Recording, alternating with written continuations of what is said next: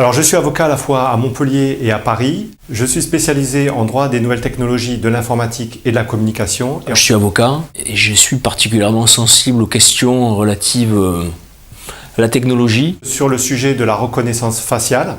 Je crois que je m'inscris dans un mouvement qualifié de technocritique. Certains disent technophobe, ils parlent de technophobie.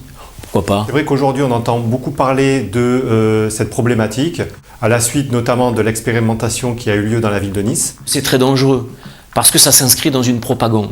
Nous avons déjà des textes qui réglementent la reconnaissance faciale. La régulation est dangereuse, et c'est un point de vue peut-être original, mais que je voudrais développer. Exposer le droit applicable actuellement à cette problématique. C'est avant tout une réflexion philosophique qu'il faut mener, beaucoup plus qu'une réflexion juridique. Je vous dis ça, pourtant je suis avocat.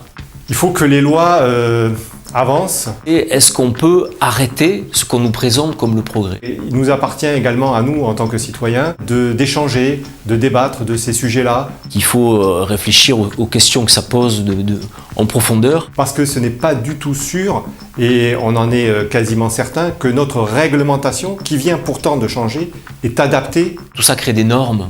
Je suis pour un débat, pour une réflexion. Le législateur s'empare de sujets d'actualité, rien que pour assouvir le besoin de l'opinion collective.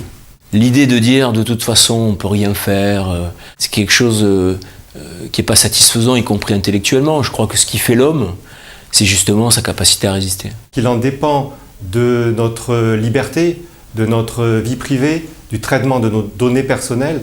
Il y a tellement de lois, de réglementations, d'infractions qui existent aujourd'hui. Il y aura toujours une bonne raison de reprocher quelque chose à quelqu'un.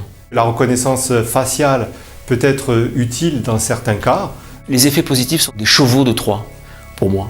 On voit bien que la technologie est arrivée à un point de qualité qui fait qu'elle se généralise. Ça dessine la société punitive, tout simplement. La reconnaissance faciale peut être dangereuse pour nos libertés, pour nos vies privées. À servir au quotidien les citoyens. Le droit il court après le réel. Ne pas faire une réglementation au fil de l'eau, du fait de l'événement. Je pense qu'il y a un danger immense qui nous guette. Réfléchir déjà aux dispositifs qui existent pour voir s'il est ou non nécessaire de l'adapter. Aujourd'hui, l'homme est devenu un objet, il est chosifié et la reconnaissance faciale s'inscrit dans ce mouvement. Quel est son cadre juridique et si cette reconnaissance est ou non licite?